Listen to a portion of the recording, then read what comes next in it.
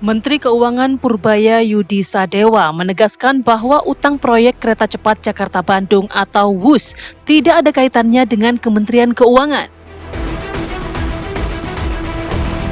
Bendahara negara itu menjelaskan, utang WUS berada di bawah pengelolaan Danantara dan tidak ada kaitannya dengan Kemenku.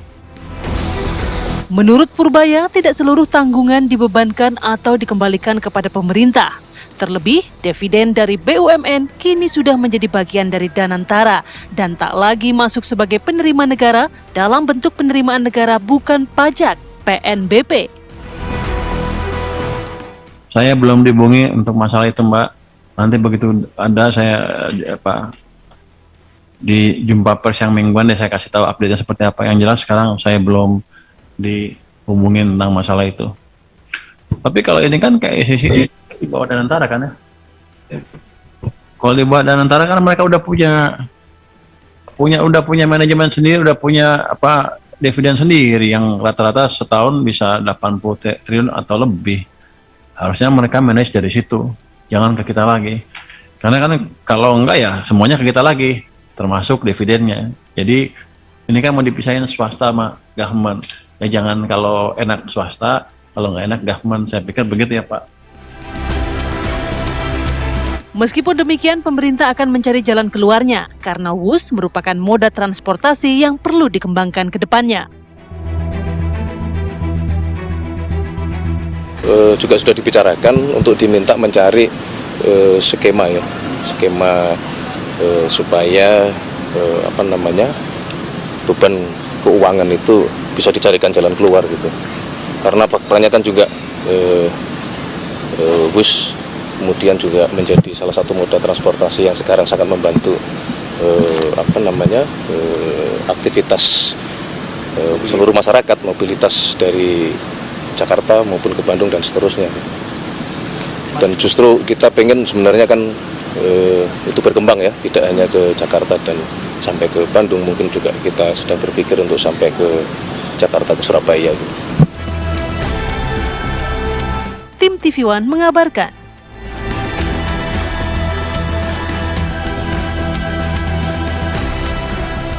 Disambungin dengan kereta bandara gitu.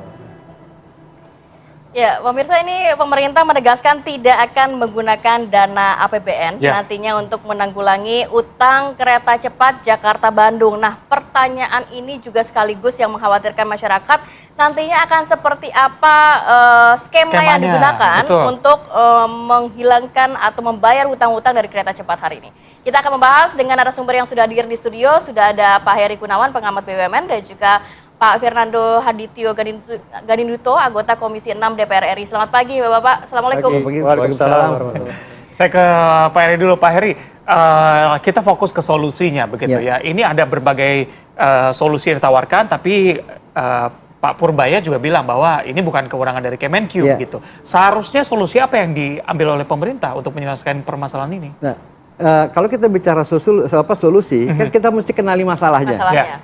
Masalahnya sekarang itu KCIC atau kereta cepat ini beroperasi secara rugi. Nah, kenapa sejak awal rugi? Sejak awal dia rugi.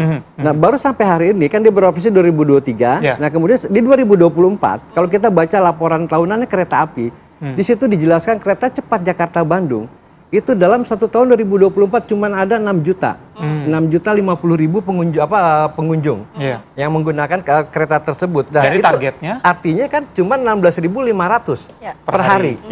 Targetnya itu 30.000 per hari. Ini kan baru separohnya nih, baru separuh cangkir. Dengan demikian yang jadi masalah ini menyeret kereta PT KAI sebagai lead konsorsium yang kemudian dia juga harus nombokin kan KAI. Nah, itu persoalan operasional. Nah, kemudian persoalan yang lebih besar secara fundamental, perusahaan ini dibangun dengan ekuitas yang negatif. Karena untuk investasinya 75% adalah pinjaman, 25% ekuitas. Nah, ini kan udah jelas negatif, sampai sekarang utangnya begitu besar.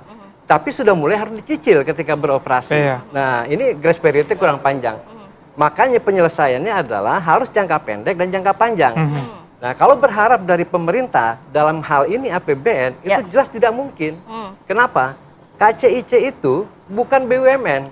Kan definisi BUMN itu satu, ada kepemilikan saham langsung dari pemerintah. Kedua, atau pemerintah tidak memiliki saham langsung tapi punya saham istimewa. Seri A Dwi Warna. Nah, itu baru BUMN. Baru bisa kita masukin PMN di situ. Tapi kan ada 4, KAI, Wijaya Karya, Jasa Marga, dan juga ada PTPN. Betul. 8. Yang BUMN itu adalah KAI, Wijaya Karya, PTPN 7, dan Jasa Marga. PSBI-nya, pilar sinergi BUMN yang memiliki KCIC, ini kan bukan BUMN, anak usaha BUMN. Jadi kepemilikan saham pemerintah itu tidak secara langsung. Nah, artinya kalau pakai APBN, statusnya apa uang yang dikucurkan di situ, makanya nggak bisa. Makanya di sini pentingnya adanya Danantara. Danantara harus mencari solusi-solusi yang inovatif. Misalnya, salah satunya ya, ini kan mungkin karena ini perusahaan ini, katakanlah ini kalau kita masih mau melihat niat baik, katakanlah perusahaan ini potensial nih, KCIC, KCJB ini, Kereta Cepat Jakarta Bandung. Untuk sementara kan digandeng dengan perusahaan yang untung. Jadi konsolidasinya bukan di internal KAI, tapi di seluruh BUMN, ekosistem BUMN. Misalnya salah satunya ya, untuk sementara katakanlah baru sampai Halim nih.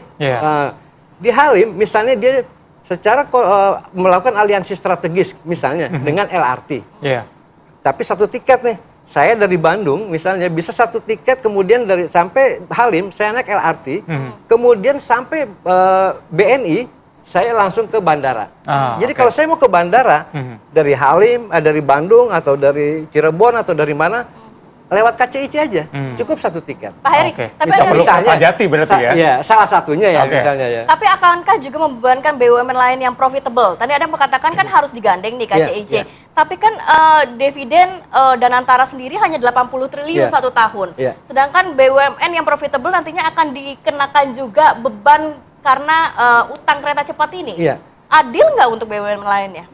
Ini kita ngomongin persoalannya bukan adil atau tidak adil. Kita mencari yang mudaratnya lebih rendah. Kita cari. Jadi ada skema yang mudaratnya lebih tinggi lagi, Pak. Sekarang gini, kalau kita biarkan seperti sekarang, ini kalau kita mau ekstrim ya, kereta api itu menempatkan sinking fund, itu dana yang tidak yang dibatasi penggunaannya. Artinya dana itu nggak bisa diapa-apain. Untuk KCIC 1,7 triliun. Tahun 2024 PSBI perusahaannya itu rugi 4,2 triliun. Ini kalau didiamin dalam waktu 3-5 tahun ke depan nyeret KAI. Begitu KAI terseret, ini kita ini yang biasa naikin KRL enak, udah mulai bagus semua, akan berimbas juga. Akan berimbas. Nah, ini kan mudaratnya terlalu besar. Kita cari yang paling kecil. Kalau mau ekstrim, cut loss, tutup. Itu ya. Kereta cepatnya ditutup kalau ekstrim. Oke. Saya ke Bang Nano. Kalau teman-teman dari DPR melihat ini gimana? Solusinya apa yang harus dilakukan? Oke, jadi kami di DPR itu kan kita memikirkan masalah KCIC ini karena permasalahan KCIC ini kan bukan kemarin sore kita mulainya. Dari beberapa bulan yang lalu kita udah tahu, bahkan dari awal pun juga kita udah paham bahkan ini akan terjadi seperti ini. Jadi kita mesti pahami Mas bahwa hari ini kita punya satu institusi namanya Danantara. Danantara ini kan holding dari beberapa BUMN. Jadi banyak solusi-solusi yang saya udah bicara dengan Danantara yang gimana caranya kita bisa menyelesaikan bahkan menyelamatkan KCIC ini. Karena kita mesti paham bahwa KCIC ini proyek yang sudah jalan.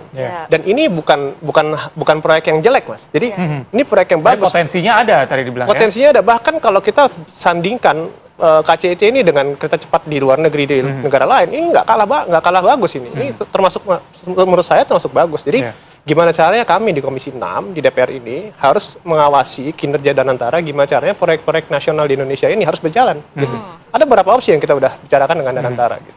Yang pasti kami sepakat bahwa ini tidak pakai APBN.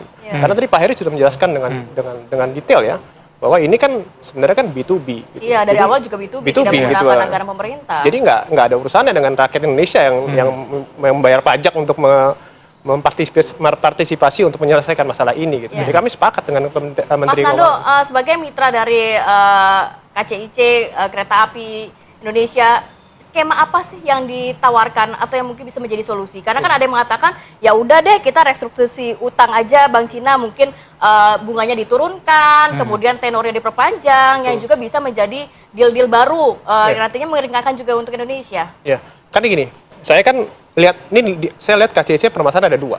Pertama dari pinjaman bank, termasuk bunga diantaranya. Dan tadi yang Pak Heri Pak Heri katakan harus salesnya harus ditingkatkan. Iya. Dua permasalahannya harus berparalel, nggak bisa cuma satu doang. Satu lagi nggak di. Jadi yang pertama adalah benar tadi renegosiasi harus dilakukan. Bahkan kita harus gimana caranya bunga yang sangat besar ini itu bisa kecil. 2 triliun kabarnya 2 triliun. Bahkan pendapatan KCIC dalam 1 tahun itu kan 1,5 triliun, hanya 1 triliun aja. Itu dari segi bisnis dari orang manapun mikir itu nggak akan tutup dan itu nggak akan. Nah itu gimana caranya bunga itu harus kita turunkan. Banyak caranya. Apakah kita injek uang atau kita pakai Danantara akan mikirkan itu. Yang kedua, tadi Pak Heri sudah menjelaskan bahwa sales kita harus dinaikin karena sales kita jauh di bawah target. Gitu. Nah saya kepikiran Pak. Jadi contoh misalnya kita di dalam KCC ini kan salesnya rendah. Gimana caranya kita menaikin sales ini? Kita harus berkonsolidasi dengan BUMN lain. Misalnya ini contoh aja ya, bukan sesuatu yang pasti. Contoh aja yang saya pikirkan dari malam. Kita bikin kayak sebuah theme park gitu di Bandung gitu. Yang mungkin BUMN lain bisa membuat itu gitu. Akhirnya sales ini akan naik dengan adanya perjalanan antara Jakarta dengan Bandung untuk berkunjung ke theme park gitu. Kan theme park ini kan theme park ini kan bukan hanya momentum setiap tahun sekali gitu enggak kan. Ini kan terus-terusan. Sustain ya. Sustain ya. Jadi seperti cara-cara seperti ini kita harus pikirkan atau mungkin tadi Pak Heri bilang stasiunnya tambah sampai di tengah-tengah kota. Jadi akhirnya orang kota yang mau ke Bandung memilih KCC dibanding dia lewat tol. Mungkin di Bekasi, mungkin di dekat dan seterusnya gitu. Jadi solusi-solusi ini udah kita pikirkan. Jadi masyarakat nggak usah khawatir. Walaupun ini memang sesuatu yang besar, sesuatu yang harus diselesaikan.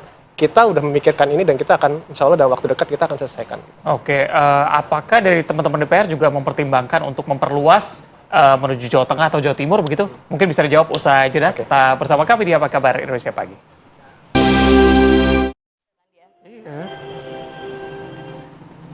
Kembali bersama kami di Apa Kabar Indonesia Pagi. Sebelum kita bahas rencana menuju ke Jawa Timur begitu, kita bahas mengenai tarif tiket terlebih dahulu ya, tarif tiket. Kalau kita bisa catat, ini rata-rata tarifnya adalah 150.000 sampai dengan 250.000. Tarifnya dinamis begitu, tergantung berhenti di stasiun mana. Kalau bisnis 450.000, first class sampai dengan 600. Sedangkan kereta reguler ini mulai dari Rp150.000 untuk Argo Parahyangan, ada juga yang lebih murah, ada juga yang lebih mahal nantinya. Kalau kita melihat ekonomi masyarakat sekarang, daya beli masyarakat, apakah harga segitu lumayan untuk menarik, menarik penumpang ya? Karena tadi kan kita masih kurang 2 kali lipat nih dibandingkan dengan target. Gimana Pak Ari? Kalau menurut saya kan WUS ini bukan kalau hari liburan dia akan menjadi alat untuk healing. Tapi sebenarnya ini kan WUS ini kan kereta bisnis. Iya. Artinya orang kalau yang mau pakai itu karena dia membutuhkan waktu cepat, maka dia menggunakan WUS. Iya. Nah, artinya kalau dia orang-orang seperti ini itu tidak punya elastisitas terhadap harga. Jadi ya kalau harga berapa juga tetap aja. Dia kan bayar. Dia akan bayar. LRT pun misalnya kan kalau memang dia merasa dia kan bayar. Kalau murah mungkin naik bus, naik travel yang ke Bandung atau gitu ya. Kalau dia mau agak lambat sedikit naik Parahyangan. Nah, jadi itu dia tingkat elastisitasnya itu rendah lah. Jadi nggak banyak pengaruh kalau misalkan harga dinaikin. Tapi persoalannya positioningnya yang WUS sekarang ini kan masih belum kena. Kalau kita lihat kenaikan penumpang tertinggi, katakanlah 20.000 per hari, itu terjadi pada akhir tahun 2024. Jadi ketika orang lagi liburan. Lagi peak season ya. Jadi ini sebenarnya pengunjung-pengunjung yang semu. Pengunjung-pengunjung yang semu kan ketika mereka nggak libur, mereka nggak naik. Makanya kalau dihitung rata-rata cuma 16.000 per hari. Gitu. Nah ini harus didefinisikan ulang sama WUS itu. Sebenarnya target market yang mereka mau kejar itu yang mana. Gitu ya.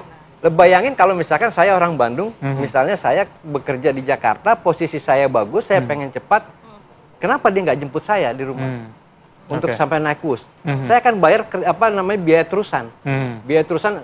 Kalau sekarang kan ada biaya terusan gitu ya, ada jadi diskon menjadi 175.000 kalau nggak salah. Kalau misalkan kita beli untuk 3 bulan atau 1 bulan gitu kan, ada biaya terusan. Nah ini sekarang biaya terusannya itu plus transportasi yang lain, kan masih mungkin. Tapi Pak Heri, persoalan kreativitas. Nah, tapi sebenarnya untuk kaum mendang-mending mungkin gitu ya, untuk indis ekonomi banyak masyarakat yang mikir gini, lebih baik saya naik transportasi lain, kalau naik bus itu sampai di tempat stasiun di Bandung, saya harus nyambung lagi dengan feeder kah yang feedernya juga tidak begitu banyak, harus ngantri, atau dengan kendaraan lain yang harus costnya lebih banyak dibandingkan naik travel yang di setiap titik di lokasi di Bandung ada. Gitu kan? Nah, itulah makanya menurut saya positioningnya WUS itu itu secara marketing harus ditempatkan ada di atas. Jangan masuk ke kelas menengah ke bawah. Iya. Dia di situ udah ada substitusinya apa? Travel. Iya. Yang murah segala macam bisa itu juga bisa berhenti di rest area. Iya. Nah, itu ada bus, ada Parahyangan. Dia nggak mungkin berhadapan dengan ini. Itu WUS itu. Menurut saya WUS itu kelasnya dinaikin lagi. Suka atau tidak suka ya harus begitu. Kemudian dari situ orang kalau udah dinaikin kelasnya lagi, udah ketemu positioningnya seperti itu, maka kemudian harga itu menjadi aman. Mau dibikin harganya 450.000 atau 500.000. Nah, tapi itu harus dipelajari sama dia perilaku konsumennya dia. Karena banyak yang jadikan WUS ini kayak wahana begitu ya, kalau lagi liburan pakai aja biar cepet, yang penting nyobain gitu. Kita udah nyoba daripada jauh-jauh ke luar negeri, bisa ada ini pilihan lain ya. Sedangkan seharusnya targetnya untuk pebisnis yang memang waktu tidak bisa negosiasi lagi, harus pergi dengan cepat begitu ya. Tapi kalau kita bicara tadi begitu ya, tujuan untuk memperpanjang rute sampai dengan Jawa Tengah, Jawa Timur, apakah ini bisa jadi solusi?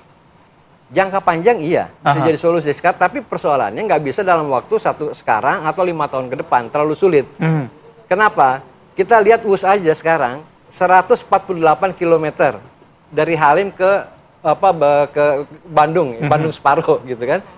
Nah itu cuma 148 km, itu dimulai groundbreaking 2016, kemudian jadi tahun 2023. Ada waktu 7 tahun, baru selesai, baru bisa dipakai. Nah ini, katakanlah kita diskon 2 tahun karena ada COVID, jadi 5 tahun. Kalau kita mau sampai Surabaya, itu kan harus dikali 5. Karena kan 750 kilo kan Surabaya. Harus dikali 5, berarti 25 tahun. Persoalannya pemerintah, ini biasanya itu berpikir adalah politik. Apa? Kredit buat saya nggak ada. Kenapa mesti? Dan kedua, urgensinya nggak ada. Kalau saya bawa, ini harus dipikirkan oleh Danantara yang mikirin. Nah, itu dia. Pak Nando, kalau berbicara tadi kita saat off air juga ngobrol-ngobrol ya, ternyata kan WUS ini kan memang tracknya sendiri, kemudian stasiunnya juga bangun sendiri. Sebenarnya kalau kita lihat di luar negeri kan bisa saja digandeng dengan track-track yang sudah ada atau stasiun yang sudah ada. Nah, apakah sebenarnya kalau dari sisi pengawasan atau mungkin audit yang pernah dilakukan BUMN khususnya untuk KAI dan juga KCIC ini, DPR melihatnya ini juga akan berpengaruh terhadap biaya operasional, jadi apakah memang biaya operasional WUS yang tinggi ini akhirnya mempengaruhi juga terhadap harga kereta api reguler? Dan solusi yang tadi diberikan oleh Pak Heri ini cukup nggak sih sebenarnya? Ya, jadi gini, kalau kita bicara track ya, jalur ya, kalau jalur kita samakan dengan jalur yang biasa itu nggak mungkin. Ya, mungkin jalur di stasiunnya sama tapi jalurnya berbeda begitu ya. Nah, jalur harus beda. Kita berangkatnya dari situ dulu. Nah, yang kedua, yang ideal di setiap negara itu jalur yang dibangun itu mestinya pemerintah, infrastrukturnya yang bangun harus pemerintah. Tapi kalau untuk kereta cepat ini justru itu WUS yang bangun. Itu membuat kosnya tinggi. Itu akhirnya membuat kos tinggi gitu. Jadi sebenarnya yang ideal pada saat pembangunan WUS ini, saya waktu itu belum menjabat, jadi saya belum mengawasi. Tapi mesti yang ideal itu adalah infrastruktur dari si tracknya itu mesti pemerintah yang menyediakan. WUS tuh hanya segi bisnisnya aja gitu. Nah itu yang lebih ideal sebenarnya. Tapi itu udah cerita lama lah. Kita nggak usah mikirin itu. Tapi gimana caranya kita ke depan menyelesaikan masalah KCC ini gitu. Dan masih banyak solusi-solusi yang akan kita lakukan. Gimana caranya kita menyelesaikan KCC ini gitu. Kita di Komisi 6 kan punya 1046 BUMN. Jadi bukan hanya KCC aja, bukan hanya KAI aja, bukan hanya yang lain-lain aja. Tapi kita banyak yang kita selesaikan. Dan ini salah satu permasalahan yang kita akan selesaikan. Gitu. Banyak yang lain yang kita akan selesaikan. Oke, Bang, kalau misalnya solusi untuk menurunkan harga sempat dibahas juga nggak sih? Misalnya ketika tadi range harganya sampai dengan 250.000, mungkin diturunkan jadi 100.000 supaya penumpangnya lebih banyak dan juga menuju keuntungannya juga bisa lebih dapat. Itu sempat ada perbincangan. Kalau menurunkan tiket, itu kita segini aja udah kurang. Kalau kita turun, tapi kan nanti penumpangnya malah justru lebih banyak. Iya, tapi kan kita mesti bayar utang nih, Mas. Kita mesti bayar utang, kita kan mesti banyak tanggung jawab kita turunkan harganya, makin kecil lagi pendapatan kita. Kita sekarang cuma 1,5 triliun dalam setahun gitu. Kalau kita turunkan lagi, itu nggak bisa lebih kecil lagi pendapatannya gitu. Jadi kita nggak akan selesaikan gitu. Penyelesaiannya adalah bunganya itu kita harus renegosiasi. Gitu. Oke. Nah, kalau berbicara mengenai skema-skema bunganya harus diringankan, seperti mungkin Malaysia pernah melakukan hal yang sama dengan pihak Cina. Kita sudah sampai di level mana sejauh ini dari pengawasan DPR. Sudahkah ada ke sana? Belum. Kita belum ke sana. Kita baru akan melakukan, kan kami sekarang lagi reses ya. Jadi kita belum bisa memanggil mereka gitu. Cuma dulu sebelum Danantara mulai bekerja, mereka kan mempresentasikan RKAP ke kami kan di Komisi 6. Itu salah satu yang akan diselesaikan adalah KICC juga. Bukan hanya KICC aja, semua Garuda, Krakatau Steel dan seterusnya itu semua udah mereka pikirkan gitu. Tentunya ini kan permasalahan bukan permasalahan penyelesaian 1-2 malam ya. Jadi ini perlu waktu, perlu effort, dan perlu dukungan dari berbagai lembaga dan instansi gimana cara kita selesaikan masalah ini gitu. Tapi kalau dari Anda, dari sisi DPR ini masih optimis karena kan di awal proyek ini baru menjadi perbincangan, belum jadi begitu ya. Banyak yang mengatakan ini proyeknya akan merugi. Kita akan balik modal setelah 100 tahun. Ini waktu yang panjang loh, Mas. Iya. Apalagi kalau sekarang kita menambah trek lagi sampai Surabaya, kemudian utangnya berbunga-bunga dan itu akhirnya menambah utang kita. Iya. Saya sebagai wakil rakyat, itu kalau saya nggak optimis, siapa lagi yang akan optimis gitu kan? Dan dari segi bisnis pun, dari segi korporasi pun, itu masalah-masalah seperti hal kecil, Pak, yang kita harus selesaikan. Jadi kalau kita petarung, kalau ada masalah seperti ini, kita selesaikan, kita bukan mundur. Kita cari solusinya, kita sama-sama bersama rakyat Indonesia menyelesaikan masalah ini, supaya mata Indonesia di depan dunia itu akan ada. Ya tadi saya bicara di awal, KCC ini bukan barang jelek, ini barang bagus. Ini kan kereta yang sangat kami banggakan juga gitu. Kami naik KCC itu sangat bangga juga, kita punya kereta cepat di Indonesia kan. Ini yang pertama, ini pioneer gitu. Dan kita bicara kita harus sampai ke Surabaya, sampai ujung Jawa gitu. Jangan cuma sampai Jakarta Bandung aja gitu. Baru itu akan menjadi sesuatu yang sangat bagus sekali untuk Indonesia. Fokusnya di solusi bukan di masalah ya. Terakhir Pak Heri, berapa lama tenggat waktu yang harus difikirkan oleh teman-teman baik itu dari DPR maupun Danantara untuk menyelesaikan masalah ini supaya operasional bisa berjalan dengan lancar semuanya? Nggak perlu ada tenggat waktu, menurut saya itu besok harus jadi skenario-nya ya. Sekarang gini, yang saya khawatirkan Danantara menyerah. Itu terus terang saya khawatir. Peluang itu ada? Loh sekarang gini, ketika Pak Doni mengajukan ke Menteri Menteri Keuangan, kemudian supaya ada keterlibatan APBN. Mitra BUMN aja tadi bilang jangan menyerah, optimis. Ya saya khawatirkan tuh itu. Makanya Danantara harus semangat juga. Gitu loh. Jadi harus mereka tuh ini untuk menyandarkan menyandarkan diri ke pemerintah, ke negara. Itu untuk sementara dibuang dulu deh. Jadi pikirkan bagaimana ini harus dicarikan solusinya gitu. Tapi yang paling penting untuk sementara itu bagaimana dalam jangka waktu yang nggak terlalu lama itu harus ada dipotong dulu dari beban KAI. Yang saya khawatirkan itu KAI itu terseret karena ini bisa sistemik. Karena bisa sistemik nanti kalau KAI terseret itu yang akan menjadi korban itu adalah masyarakat yang lebih banyak dan ini bisa jadi masalah sosial. Gitu.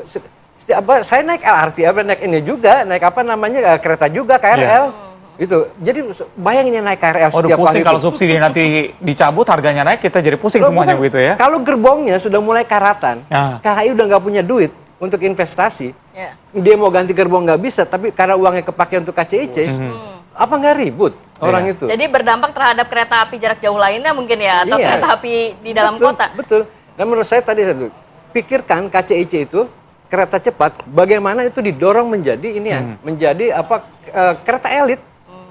Udah untuk sementara posisikan aja kayak kereta gitu. Elit di ekonomi yang sulit saat ini. Gitu. Sekarang gini, bayangin ya. Ini saya di kereta itu bayangin kalau kereta itu di situ ada ruang untuk negosiasi. Iya. Dan saya mau naik belum kereta. Belum nanti udah sampai Pak, karena cepat banget. Semuanya kan udah proses, kalau yang itu udah dibicarakan. Jadi maksudnya ketika saya misalkan di Bandung, saya mau naik bus, itu saya dijemput. Saya rela bayar 450.000 misalnya gitu ya. Kayak gitu-gitu. Nah, tapi untuk momen-momen tertentu, hari libur, musim liburan, segala macam, maka itu akan menjadi wahana liburan. Itu. Tapi di luar itu hari kerja, maka dia harus menjadi jangan masukkan positioningnya itu seperti kereta parahyangan. Karena substitusinya begitu banyak. Levelnya nggak di situ. Levelnya nggak di situ lah. Orang akan milih yang itu nanti. Betul. Nah ini sesuai dengan namanya, kita harapkan solusi dari permasalahannya juga begitu cepatnya juga diselesaikan ya. Terima kasih Pak Heri Banando sudah berbincang bersama kami di Apa Kabar Indonesia pagi hari ini.